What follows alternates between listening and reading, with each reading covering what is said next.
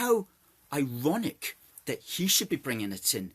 Did any of you see his speech last week in the Scottish Parliament, where he was spitting out the word white, complaining about all the white people who were in positions of authority in Scotland? The Lord Advocate is white. Well, of course.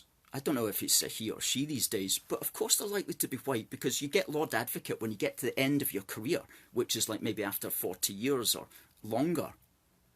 And so there's no ethnic minorities who arrived yesterday who are going to be Lord Advocate. Like, you don't take a Somali refugee and say, we've got jobs here for you, you can work in Asda, or Lord Advocate's going, would you like to be Lord Advocate? We'll send you along for an interview for Lord Advocate. And the Somali guy goes along for his interview, and they're like, how much experience do you have? And the guy goes, well, I only arrived in the country yesterday, and they say, sorry. You know, that's not prejudice that you didn't give that guy the job, okay? Maybe in 50 years he might be qualified enough to be Lord Advocate. But the reason why all of these big positions in Scotland are filled by elderly white people is because that's what the job you get at the end of 40 or 50 years if you've done extremely well. But he was spitting out this white. Oh, he was just hating on the whites. And this is the man who's so-called against racism.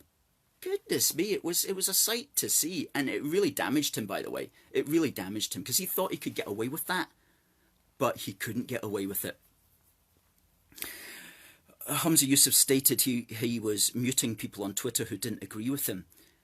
That's correct, he was doing that. How is he allowed to give that speech is beyond me. I'll tell you why, Lynn. It's because nobody in Holyrood had the guts to say, hey, wait a minute, Humza, you're talking pants. How can you talk like that about white people? Nobody did that. They all sat there either because they agreed with him, which is a disgrace, and I think that would be 95% of people who agreed with him that it was a terrible disgrace that there was white people in all these big jobs, and also because the very few percent of people who were there who disagreed with him were too afraid to disagree with him.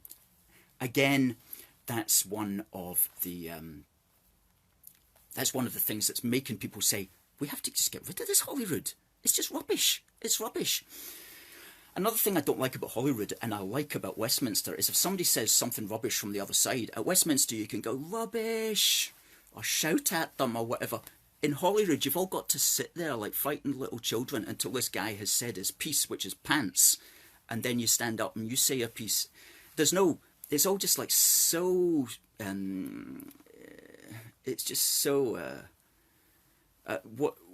what's the word? There's no energy there in Holyrood, whereas in Westminster, it's like shouting and angry and emotional, whereas Holyrood is just so bland. Bland with bland people in it.